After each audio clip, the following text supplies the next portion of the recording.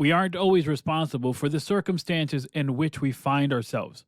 However, we are responsible for the way we respond to them. That is from the book Johnny, written by Joni Eareckson. It talks about the unforgettable story of a young woman's struggle against quadriplegia and depression. And let me tell you, this book is amazing. I got this book because a pastor friend, he was getting rid of a lot of books within his personal library as he was getting to relocate. And I had this one that I had grabbed from that library. I left it on my shelf for a while and then recently picked it up. And let me tell you, it's a great way to start the year. My intention for 2026 is to read a book a month. That is my intention for 2026. That was my January read. It is a really good read. Let me tell you how I read books. This is me. I'm not telling you everyone does this. I'm just telling you what I do. I like to have, if possible, the physical copy. And then accompanied with the physical copy, I will look for the audio book so that when I'm listening to it, I'm following along visually, and I'll actually grab a pen and I'll start underlining things that stand out to me, that I think are very applicable, that I think are just really powerful. Here's another portion from her book. She says, circumstances have been placed in my life for the purpose of cultivating my character and conforming me to reflect Christ-like qualities. Again, this book is really good if you're able to get it. If you're able to get it within, I hear it on Spotify because that's where I have the ability to hear audiobooks. So I was listening it through there and then I read it. Again, I have the physical copy. Now, for February, as February is coming on in, I'll be reading the book Full Steam Ahead, Unleash the Power of Vision in Your Work and Your Life. This is by Ken Blanchard and Jesse Stoner. I must admit, when I finished the book of Johnny, I was already in the motion. And I believe in momentum. If you ever read the book, The Compound Effect, you'll read there about momentum and the power of momentum, where he talks about how once you have Mo on your side, he refers to momentum as Mo, but he says once you have Mo on your side, there's no stopping you. A good illustration of that is, I remember when we were younger, we would ride bikes, my cousin and my siblings and I, and there was always this hill that we would like to ride our bikes down. It would take you to, at the bottom of the hill, would take you to this little lake where people would do fishing. I wasn't too much into the fishing, but I was, however, into riding bikes with my cousin and my siblings. And so we would ride bikes, we would get to that hill, and when we would get about midway, or maybe even not so much, but we would get to a point on that hill where you didn't have to do anything. You lifted your legs and you just let the pedals do the work. The only thing you had to watch out was before you hit the bottom. Make sure to hit the brakes. But aside from that, you can enjoy the ride because you had momentum on your side. And so I really believe in momentum. I think once momentum is on your side, you just have to keep going.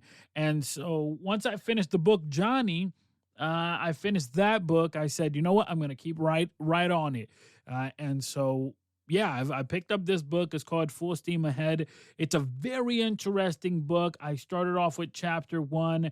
One of the things that I found very interesting, if I could say a parallel thus far, is the level of transparency that I read when I read Johnny's book and when I am reading this book, Full Steam Ahead. There's a level of transparency that is really required when we're attempting to share our message.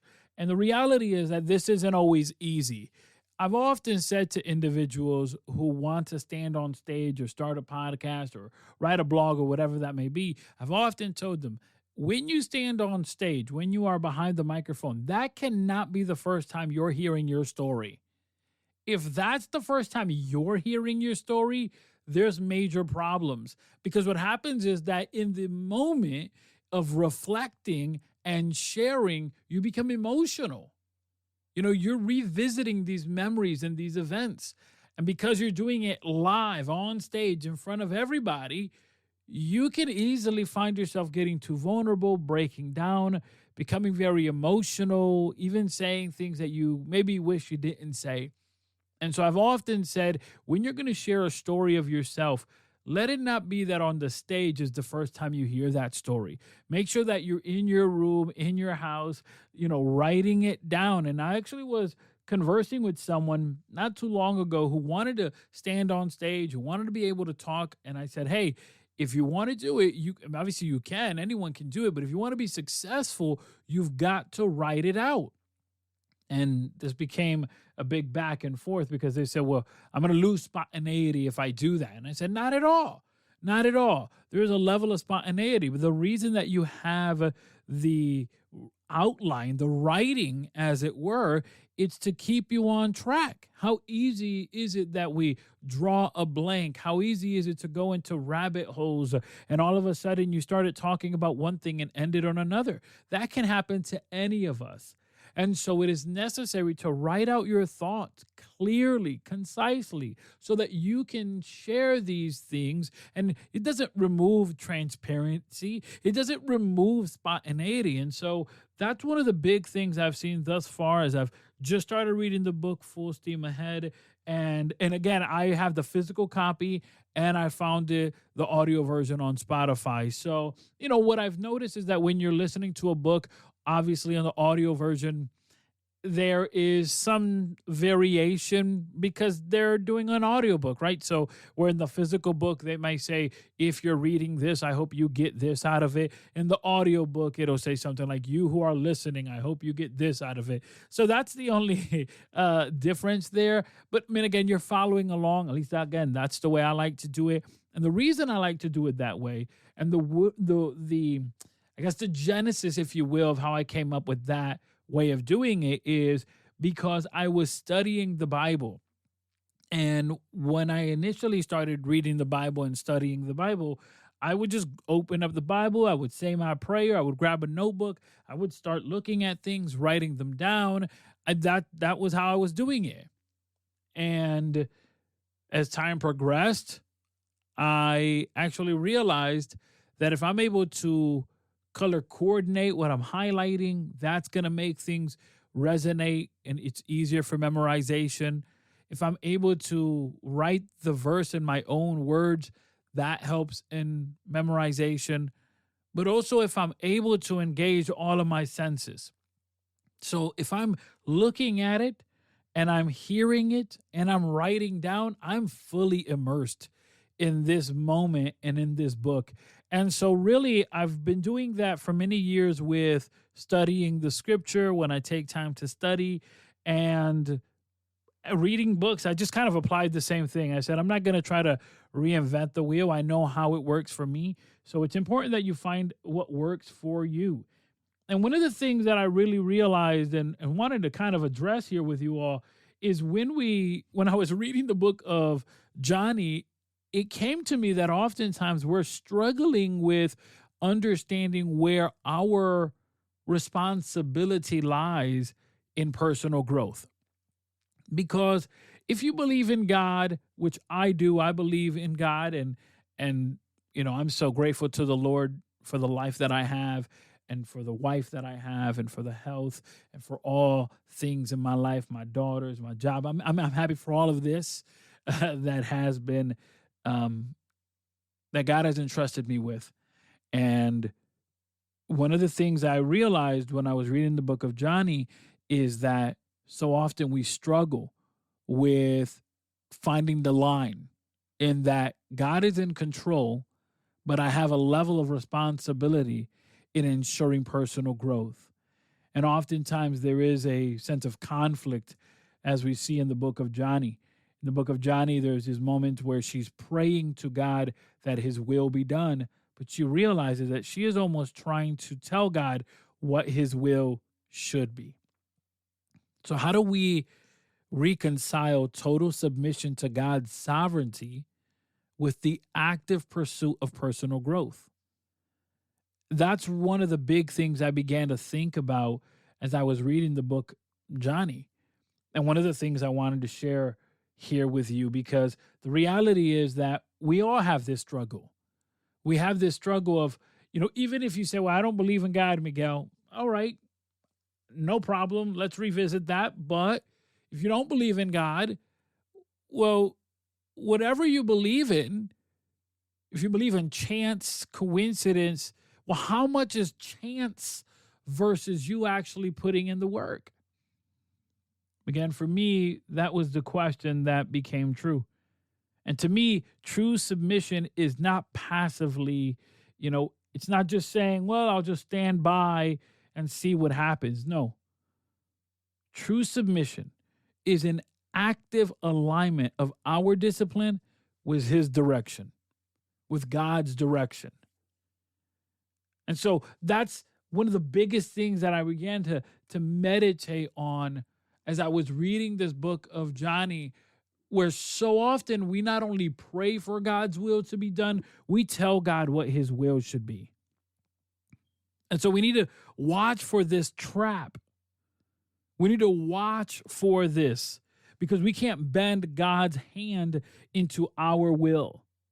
We can't force him to say and do what we want. We must enter into a moment of submission. Okay, you're God, I am not, and I'm just going to trust. There's actually a biblical example of this. In the Lord's Prayer, we see a portion where it's read, may your will be done, may your kingdom come. But in this moment of may your will be done, right, may your kingdom come, may your will be done, he says, may your will be done on earth as it is in heaven. So ultimately, even in this model prayer, the discussion is that we're looking for God's will to be done in our life. Submission as a mental and spiritual discipline that precedes physical work. We find ourselves in this very big battle, I was conversing with someone not too long ago where I was telling them, we don't realize how often there are things that are not spiritual, but actually impact our spiritual life, right? The issues at your job, the issues at your home, the issues with a significant other, these may not be spiritual at all. These are just events that take place. How many times do people have misunderstandings, or you said left, they said right? This is not out of this world to actually understand that sometimes you're going to face difficulties. I think we can all understand that and agree with that. But the reality is that even these things, while they are not spiritual in the genesis of it, in the beginning of it, they can turn spiritual, where all of a sudden it affects long-term your mood, your attitude, your reaction towards all the blessings that God has given you. And so for me, one of the big things that I've taken away with reading Joni's book is really thinking about, man, I don't want to try to bend God's arm into I think the perfect will is. A loved one of mine went to go apply for a job, and I was praying for their interview, praying for the success on this. And in my prayer, I was saying, God, you look at how long they've been working towards this. I pray that they would get this job, because I don't want, I don't want their hope to be impacted, their faith to be impacted, that they may see your hand, that they may feel everything goes well, and that you may put them in grace, that they would get this job. And they went to the interview, and the interview, according to what they shared, was awkward, was weird, because just of the overall environment. You get to places and you just feel off. You kind of understand, okay, this isn't going to work. So they had that feeling midway through and shared that with me. And guess what? They actually got the call back. They got the call back. So technically they got the job, but they realized that ain't it. And as they got the call that wasn't it, they went right back into the motion. And all I did was encourage and say, you know what? You got one interview, you can get another one. You got one callback, you can get another callback, right? If you got one, you could get two. And before the end of the week, they had gotten two. Before the end of the second week, they had gotten four. And now, as we're heading into February, they actually got a position, they got a good paying job, like everything worked out. And as I was meditating on that, I said, wow, here I was concerned over what their faith and the impact of not getting an immediate yes would do. And all that just built up to something beautiful. In Spanish, we have a saying. This is a saying that I learned when I was very young. And it is orando y con el mazo dando. I'll say it again for my Spanish speakers. Orando y con el mazo dando. Now, for those who don't know Spanish, here's what it means. It means praying and plowing. Praying and plowing. You see, if you're working in the field, you can pray that you have good crop and pray that you have rain and pray that everything grows, but you better not let go of the plow. You got to keep working the land. And so there is this interesting relationship that exists between me making a choice and trusting God in his decisions. Me believing that God is in control, but also moving, understanding my responsibilities. And I recently wrote on this. I wrote an article that you can check out on Substack. You can check it out totally free. Go ahead and check that out. Use the link on the show notes if you'd like. But what I talk about in that article is the reality that we are walking a tightrope of choice. A tightrope of choice.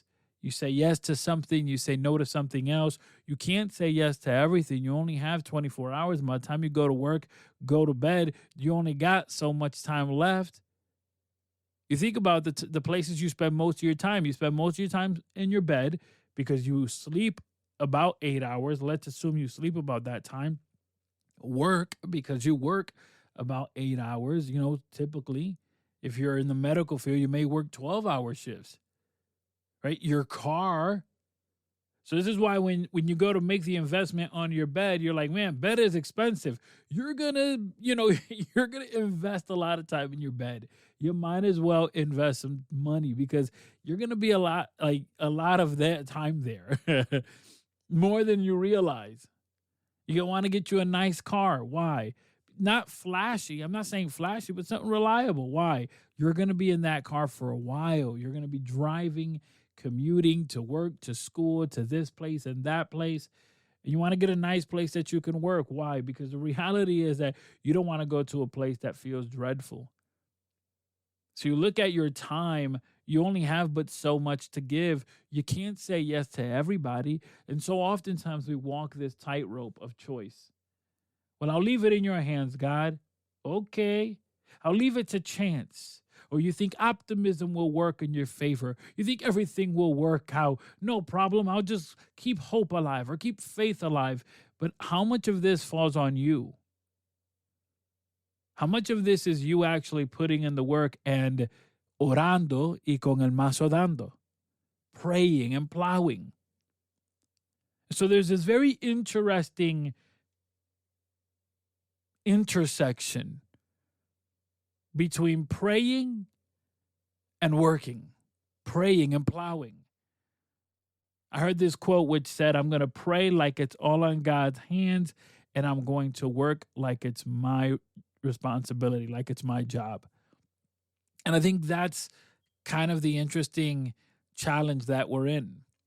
As you have set your goals for 2026, as you have set your vision board, as you have put your word that's going to anchor everything you do. Maybe you want to read a book, go to the gym. Maybe you want to get healthier. Maybe you want to listen to more podcasts, have more friends, engage, or maybe you want to kind of pull back on those things. Whatever it is that you set, there is this beautiful tightrope that you must walk, and you must walk every single day.